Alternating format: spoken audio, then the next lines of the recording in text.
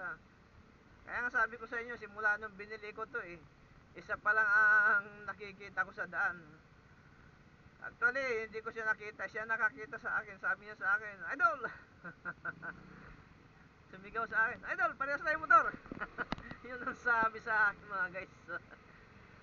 Nakita ko nga, bagong-bago nga yung motor niya. Nakita ko, isang buwan pa lang daw niya na ilalabas.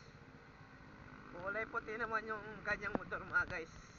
Sa akin naman kulay gray. Gray ang aking motor mga guys.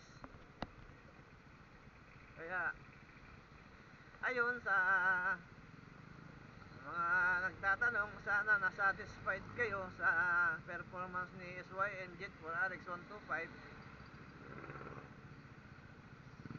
Simula pala guys, nung pinili ko to, ang pinalitan ko dito, gulong pala sa likod. Nagpalit na ako ng gulong sa likod. Kasi kaya nagpalit ako ng gulong sa likod, nalubak ito mga guys. Nalubak ito mga guys. Nalubak ito.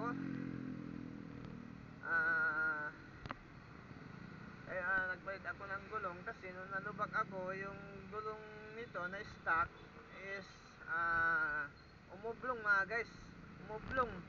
Umublong tapos sa gilid pa umublong mga guys. Eh kahit anong gawing pa-vulcanize, hindi na makukuha mga guys. Kahit anong lagay mong sealant, hindi na makukuha talagang sumisingaw. Kaya no choice tayo kundi palitan yung stock na gulong sa likod. Kaya yun ang pinalitan ko dito mga guys. Actually dapat hindi pa mga guys hindi pa dapat papalitan yun kung hindi nalubak.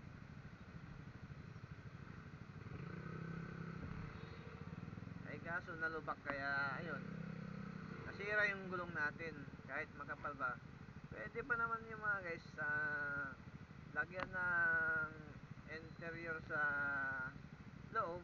Pwede pa naman magamit yun kasi makapal pa naman. Nga lang, bibili tayo ng interior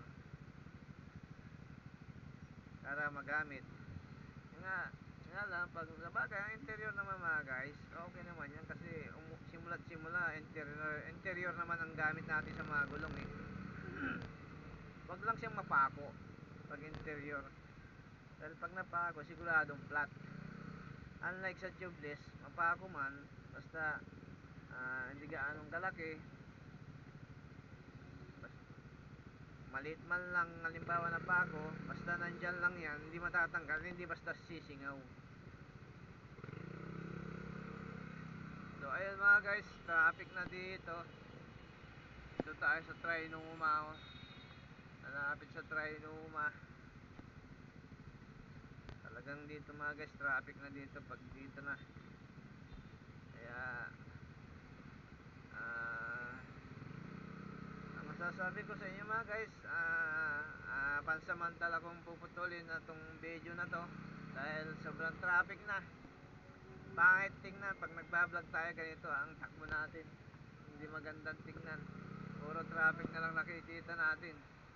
Kaya shout out sa inyo lahat mga guys na subscriber, followers at viewers.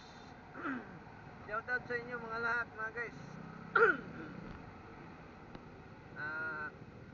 Stay safe sa atin lahat. Ingat tayo palagi mga guys, lalo na sa mga katulad kong nagmumotor. Ingat tayo palagi mga guys. Lagi sa ating isipin ang safety natin mga guys, dahil sa pagmamaneho natin ng motor, lagi nag-aantay ang pamilya natin sa bahay. Kaya yun, ingat kayo palagi mga guys. At sana patuloy kayong sumuporta sa aking vlog. Huwag nyo kakalimutan mag-like, mag-share, mag-subscribe at pakiclick ang notification bell para ma-update kayo sa mga susunod ko pang mga upload na videos. Thank you sa inyo lahat at God bless you all. Bye bye.